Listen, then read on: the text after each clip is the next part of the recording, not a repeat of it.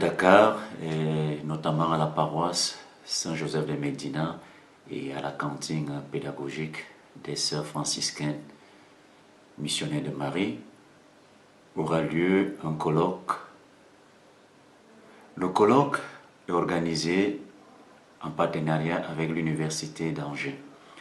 C'est d'abord pour célébrer nos 30 ans d'existence, les 30 ans d'existence du Centre Saint-Augustin qui a été fondé en 1987 et aussi marquer les 10 ans de notre département de théologie qui date de 2006.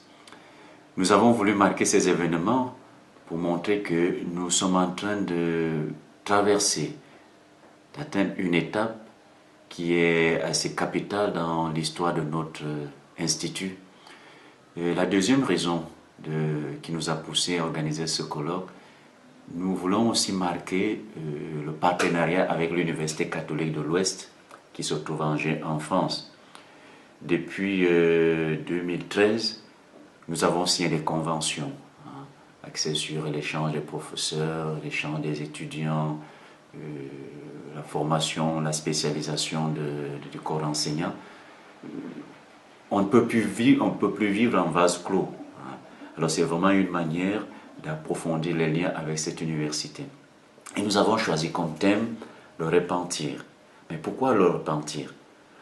On a tendance à croire que lorsqu'on dit le repentir, nous avons eu quelques échos, c'est un thème religieux, ça met l'accent sur la religion. Supposons un seul instant que c'était ça. On se rend de plus en plus compte aujourd'hui que les demandes de pardon ne viennent pas seulement des religieux. Ce ne sont pas des religieux qui sont à l'origine des demandes de pardon. Les hommes politiques demandent pardon, les hommes d'affaires demandent pardon, les religieux pardon, tout citoyen demande pardon.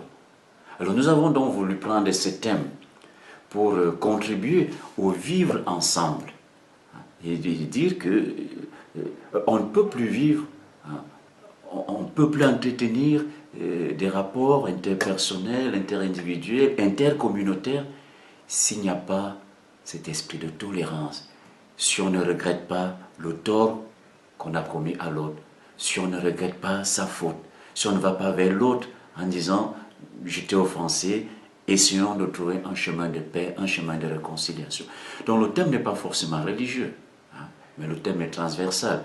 C'est pour ça que le colloque regroupera des spécialistes de plusieurs disciplines scientifiques, anthropologues, sociologues, philosophes, et puis théologiens.